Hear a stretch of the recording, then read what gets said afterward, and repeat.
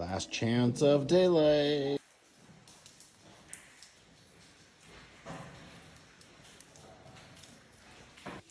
Here at Mount St. Helens at the Ape Caves, and we're inside a lava tube.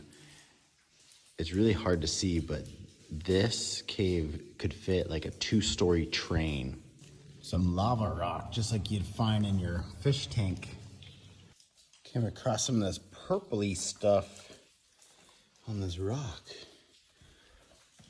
Like no real color in here, and then you come across that. It's like a geode unhappy face. Little rock looks like a table and just all cut out from the lava blasting, pressurized in here.